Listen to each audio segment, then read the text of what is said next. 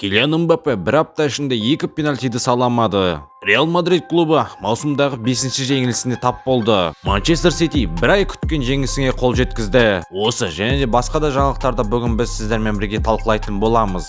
Видео басталмай тұрып сіздер лайк басып тіркелуді ұмытпаңыздар. Менің дәл қазіргі сәттегі мақсатым 1000 оқырманға жету. Сіздер үшін бір батырманы басу болса, мен үшін үлкен бақыт. Ал олай болса достар, видеоны көп ұзаққа созбай бастайық. Кеше Мадридтің Реалы Атлетико Билбаоға қарсы Ла Лиганың 16-шы туры аясында матч өткізген болатын. Реал Мадрид бұл ойында жеңілді, алайда ең бастысы бұл емес. Ең бастысы бұл Мбаппенің сүренсіз ойыны. Мбаппе бұл матчта пенальтиді орындай алмады және де гол соқты, алайда ол офсайд. Осыған байланысты Мбаппе матчтың ең нашар ойыншыларының бірі болды. Бұл Мбаппенің бір апта ішінде соға алмаған екінші пенальтиі.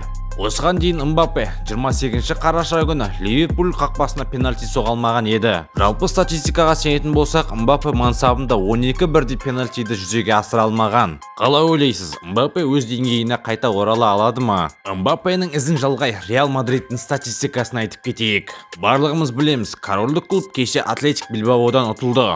Оны мен бағанада айтып кеткенмін. Маусым бойынша корольдік клуб 5 жеңіліске тап болды. Ал оның екеуін соңғы бір апта ішінде тіркеді. Ал Карло Анчелотти бұл жеңілістерді клубтағы тым көп жарақатқа байланыстырады. Және де өзінде кінәсін мойындап отыр. Бұл жеңілістерге менің де қатысым бар әрине. Себебі мен бұл клубтың бас бапкерімін. Әрине жазда қосылған көп ойыншыларымыз клубқа бейімделе алмай жатыр. Және де жарақаттың тым көптігі біздің ойын стратегиямызға әсер етіп жатыр. Бірақ бұл уақытша, әлі Реал Мадрид барлығын көрсетеді деп хабарлама жасады Карло Анчелотти. Сіз Папа Карлоның айтқанымен келісесіз бе? Реал Мадрид өз қалпына қайтадан келеді ме? Реал Мадридті аяқтасақ, біз Манчестер Сити сапына ауысайық. Манчестер Сити бір ай 5 күн күткен жеңісіне ақыры қол жеткізді. Және де 7 жеңіссіз сериясына нүкте қойды. Кеше қалалықтар өз алаңында Ноттингем Форестті қабылдаған болатын. Ойын нәтижесінде 3-0.